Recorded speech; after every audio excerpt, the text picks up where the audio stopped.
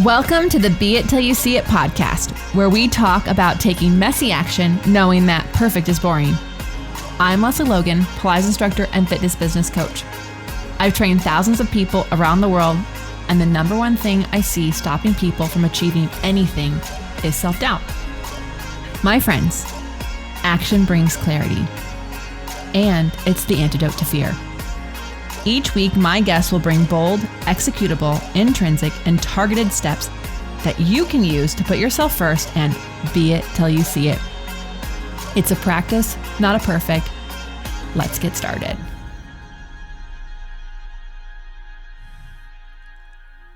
Hello. Hey you. Welcome back to the Be It Till You See It interview recap, where my co-host in life, Brad, and I are going to dig into this inspiring convo. Canva. I am just going to make up words today already. Good luck transcribing that one. Yeah, go Angelique. I had with Clare Solly in our last episode. If you haven't yet listened to that one, feel free to pause this, go back and listen to that one, and then join us. Or think of this like a Blinkist. And we're just going to recap that episode, and you're going to be like, oh, yeah, I want to listen to the whole thing, which you're going to want to. So do whatever order you want. Let us know which way you like to do it. We love to hear how all the takeaways. All right. So, babe. Tell me. We're more than halfway through our 5th agency mini week, which, y'all, is our 7-day shortened version of our online coaching program for fitness business people from our Profitable Pilates brand. And it's so much fun. It is a lot. We have over 100 people in a Facebook group asking us questions all the time. It is a lot. I feel like I'm a gamer. It's a lot in a good way, but It is a lot. But I don't know. I mean, if a gamer is listening to this, he's probably rolling his eyes, or she is. But I we get up, we have our coffee, we sit down in front of the group, we type. You can't see me because you're listening to this, but my fingers are pianoing a typewriter piano. Anyways. Pianoing. And it ends in a couple of days, and I am so sad and also so stoked because it's a launch time for them. It's get ready to fly, and some of them will keep flying with us, and some will fly on their own. But if you've been wanting to be part of a coaching group, if you want to try it out, then what you have to do is actually get on our wait list, because you can't join this one. Yeah, this one's over. This one's done. But you can join the next one. You go to profitablepilates.com/mini. It's profitablepilates.com/mini, and you'll get on the wait list, and you'll hear about when the next one is first before anyone else. So anyways, we had an audience question. Yeah, babe? We totally did. And actually, this audience question is a cheat, actually. This one is a little bit of a cheat, because when we first decided we were going to do this, we texted everybody that we know, and we said, ask us some questions that we can answer on the pod. And really amazingly, a really, really close friend of yours decided to respond back, and her name is Clare Solly. Yeah. And she was interviewed on the last episode of this podcast, but she actually asked us this question months ago, and we decided to save responding to this question to her interview recap episode today. Yeah. So the question that Clare wants us to answer is, what was your best and worst advice that you've ever received? And I'll tell you, this took some thinking.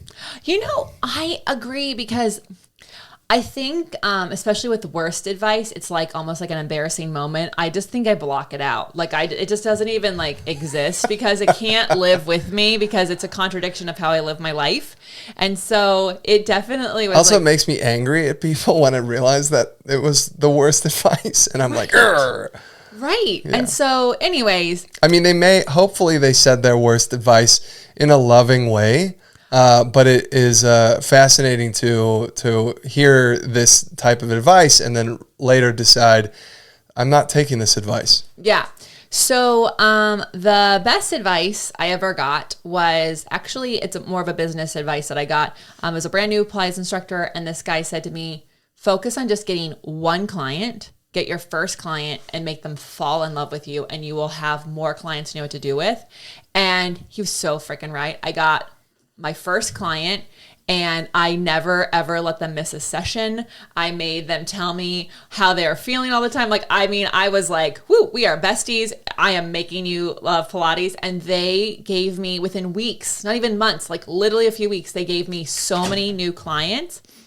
And I am forever grateful for that advice. And I use it all the time. Instead of thinking more is better, it's always like, get the first one and like pour into what that is, whether it's your first, like if you're making a cake, don't worry about the 17 cakes you want to make, just make the first one. And like everything gets easier from that one. So that was the best advice I got. Worst advice, pretty much any and all dating advice, all of it. Like I definitely listened to too many girls in LA tell me that because he's buying me gifts and he's opening the card drawer for me and he was planning all these dinners that like, wow, this is like the one. No.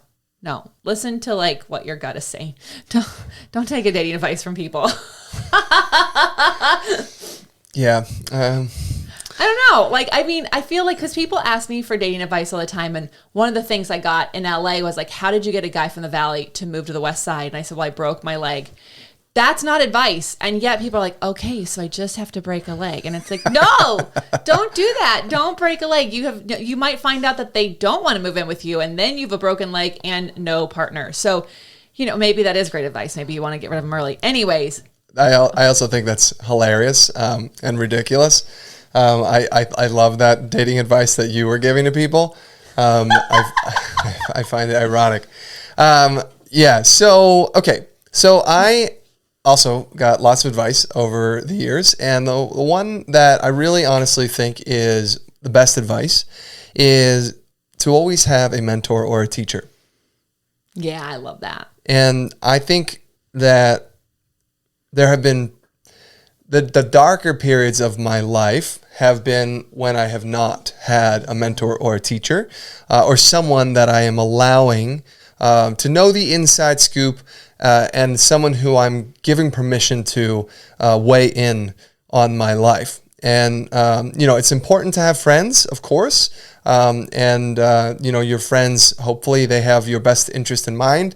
But a mentor or teacher most certainly would, especially if you're putting them in that position to really help you. And I think the most growth I've had as a person, as a friend, as a husband, as a business man, has been when I have put myself in a position to be coached, taught, mentored, that kind of an idea. Because there's like a good challenge in there. They ask great questions, and you're like, oh, I didn't think of it like that. I didn't see it like that, or it's just I agree. I think that's great advice. I love that.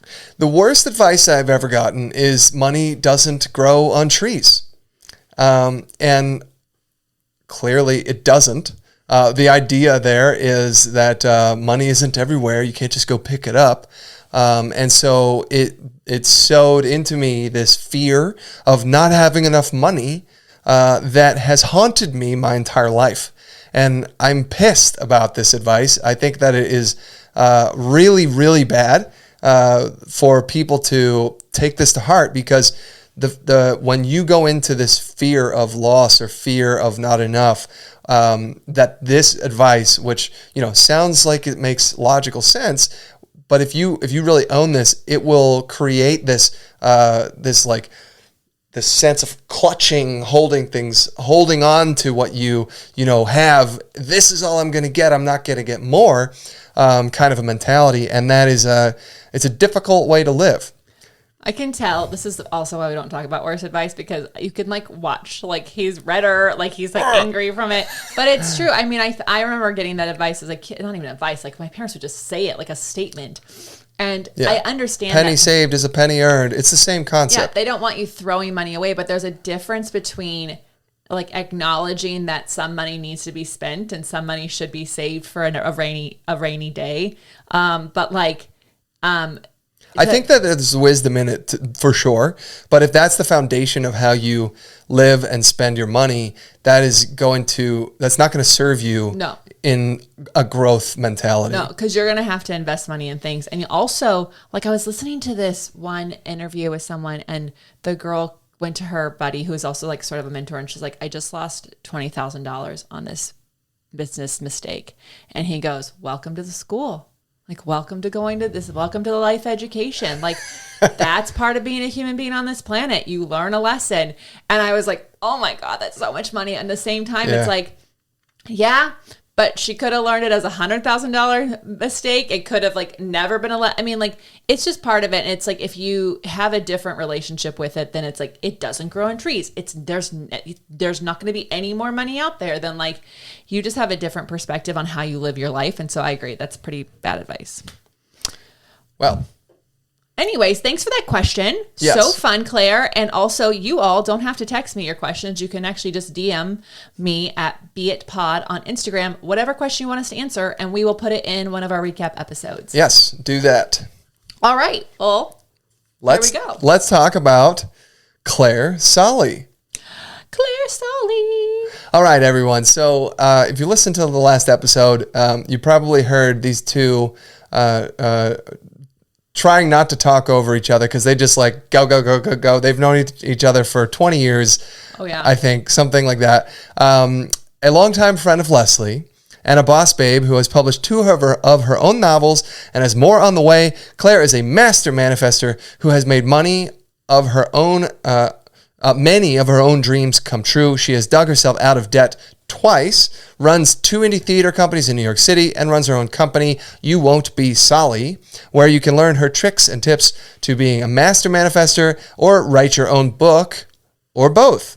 Clare is a highly energetic soul who makes you know you can conquer anything put in your path. And actually, she's just super lovely to hang out with as well. I love her. She's so lovely. And also, for the record, lately we just voice memo each other back and forth. So there is actually no talking over each other, which is not a good practice for when you are doing a podcast together. But she is just an incredible human being. And I'm gonna say something right now that we can talk about later on in this episode. But a couple days after we recorded the podcast, she told me that she literally got offered this incredible job. It was a promotion at her work.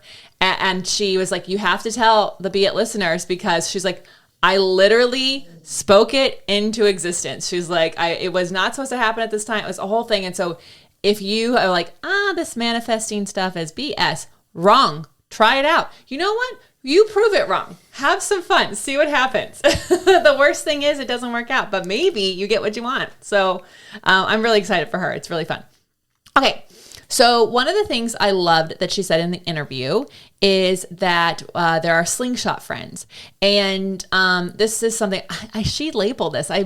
She just kind of spit that out. And I was like, I don't think I've ever heard of that before. Yeah. And I also feel like we need to make jewelry, instead of it being like those hearts that you break in half, it's like a slingshot. And like, you can just like, I don't know. We're brainstorming here on the pod. Okay. But anyways, basically, like, I think in life we can have those friends who maybe don't feel like they're super supportive, but she is one of those friends where like I tell her what's happening and she's like, oh yeah, you should do that. And then she throws the ball as if I'm going to catch it, but I have to like run a little further to get it. I get it. And then, I'm doing life, and then she's got something, and I like throw it back to her, and we just slingshot each other back and forth. And I think it is so fun to have those friends in your life. And I would love to hear, if when you listen to that, with that slingshot friend, if you thought of someone in your life, did you think of someone?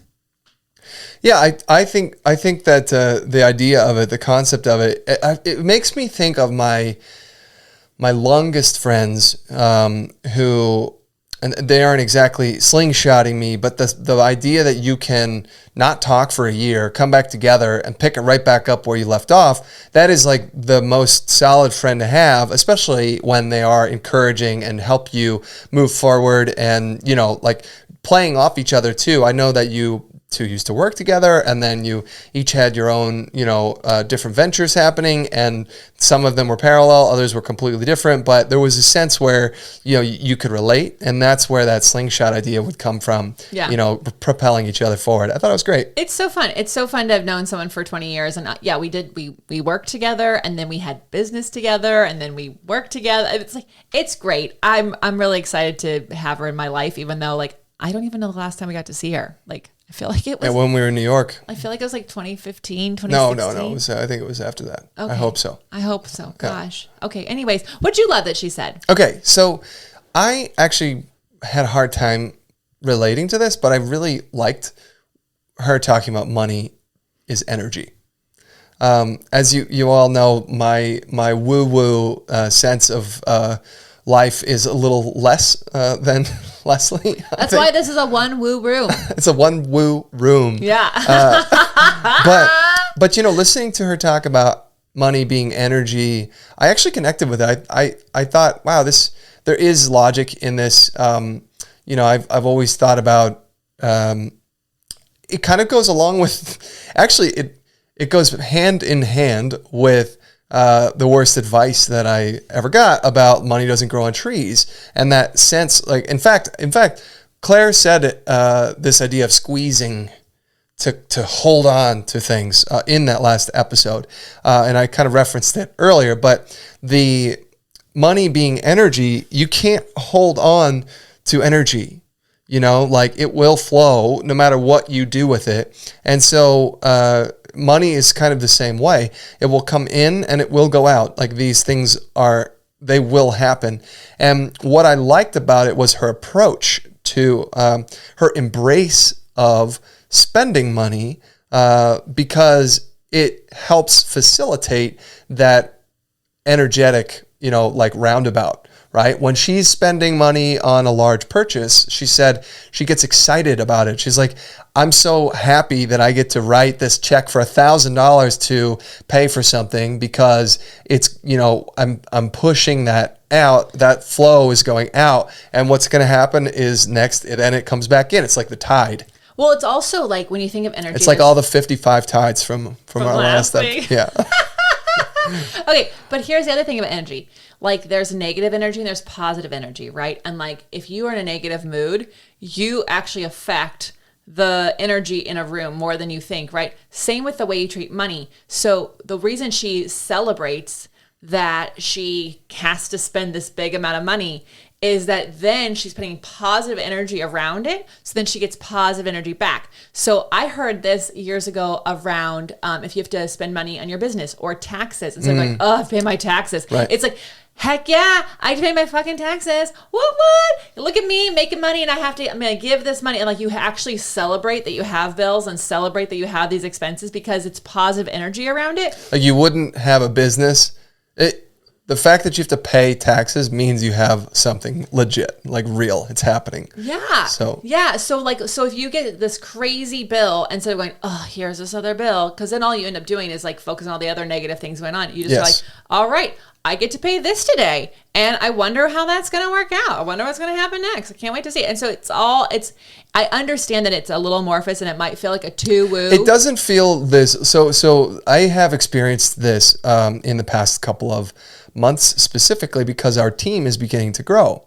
And there is like a little bit of apprehension as the end of the month rolls around and I got to make sure I'm paying the team. But at the same time, I am so grateful to have this team that we need to pay because they allow us to do all the things, right? So, okay, yeah, I definitely look at it and go, wow, okay, we're paying this out. But at the same time, it is absolutely for a good purpose. And 100% that comes back to us in their excitement to continue to stay on and keep doing what they're doing. I mean, that is a literal representation of this money is energy exchange. Yeah, I love our team.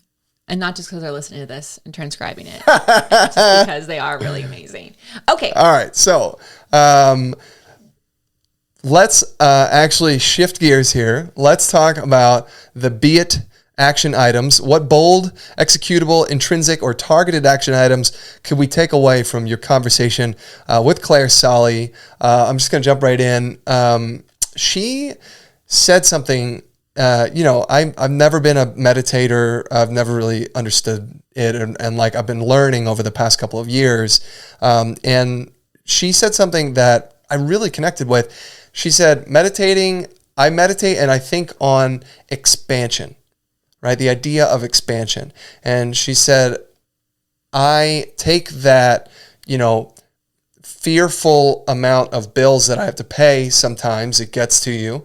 And instead of embracing that fear, she sits and she thinks this thing that I'm currently envisioning as this massive bill, she imagines it being the smallest, tiniest little thing in the bottom corner of this warehouse of space that she has for all the money that there will be in her life. And she just flips the vision of it. So instead of it being this intimidating monster, it's this tiny little mouse in the corner. And I was like, man, that is awesome I mean, what a great way to fight that demon, to really battle that fear that comes over, because also, again, it puts you in a different perspective of the money that is going to come in, instead of this fear of like this monster that making it such a large beast. So I thought that was amazing. I love it because there's a lot of mantras like money comes through me easily, money flows to me easily, and sometimes like it's cognitive dissonance. Like if you've never felt like money comes to you easily, or like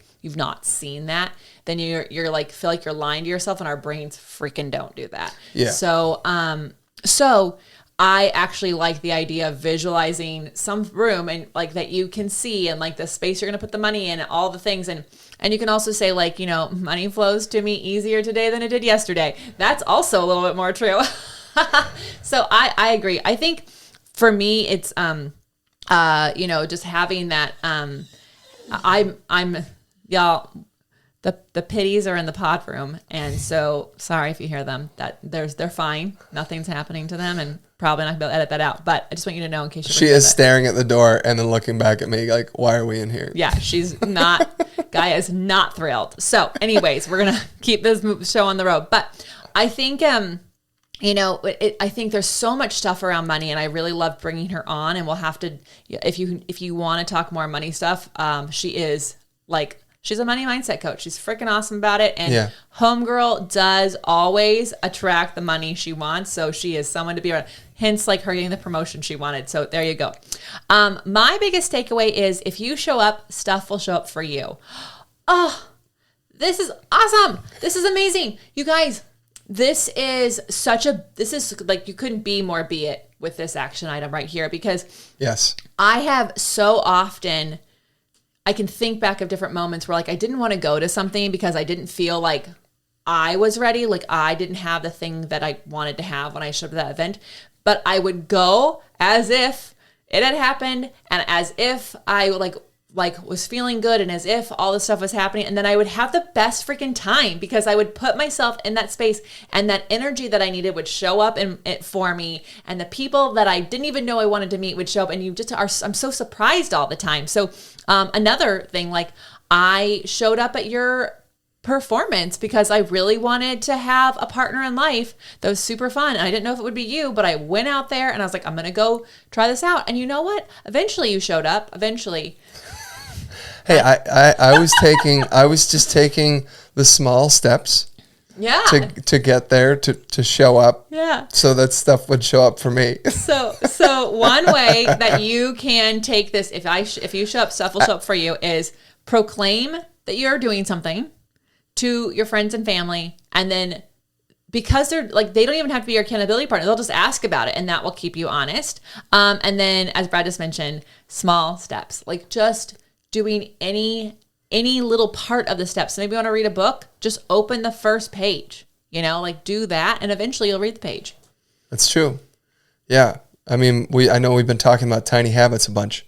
We're going to keep talking about, I am like deep in this book and my certification, and BJ Fogg is my new best friend. I'm going to have to get him on this pod at some point, but he doesn't even know it, but I go to his lunchtime meetings and I ask a question every time. And you know how much I freaking hate asking a question, but I am like, no, I'm being it till I see it right here. Well, the showing up and stuff will show up for you is very much the mentality of any artist or band who's ever been. They start off playing shows in their garage, and then they move to a venue, and then they, keep going on the road, and they just keep going. Oh my God, you just made me remember, like when I started my Pilates mat classes, like I didn't know anyone. It's the same for fitness teachers. I didn't have any clients, and I begged some friends to show up to the first class, but then the second class, I didn't know if anyone was going to come, but I showed up to teach the class, and people walked in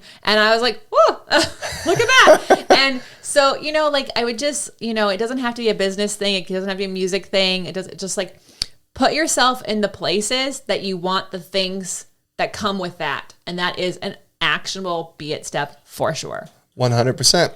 Well, y'all, I'm Lesley Logan. And I'm Brad Crowell. Thank you so much for joining us today. We are beyond grateful to have you here. How are you going to use these tips in your life? I desperately want to know. I freaking love finding out. So screenshot this podcast, tag Be It Pod, tell us how you're using these different action steps and send us it in a DM or post it publicly and then tag us. We will, it will be so much fun for us and also for our guests. That's also very true for them. They want to hear it too. So until next time, be it till you see it. That's all I got for this episode of the Be It Till You See It podcast. One thing that would help both myself and future listeners is for you to rate the show and leave a review. And follow or subscribe for free wherever you listen to your podcast. Also, make sure to introduce yourself over at the Be It Pod on Instagram. I would love to know more about you. Share this episode with whoever you think needs to hear it. Help us and others be it till you see it. Have an awesome day. Be It Till You See It is a production of As the Crows Fly Media. It's written, produced, filmed, and recorded by your host, Lesley Logan, and me, Brad Crowell. Kevin and Belle at Disenyo handle all of our audio editing and some social media content. Our theme music is by Ali at Apex Production Music, and our branding by designer and artist Gianfranco Cioffi. Special thanks to our designer, Jaira Mondal, for creating all of our visuals, which you can't see because this is a podcast, and our digital producer, Jay Pedroso, for editing all the video each week so you can. And to Meredith Crowell for keeping us all on point and on time.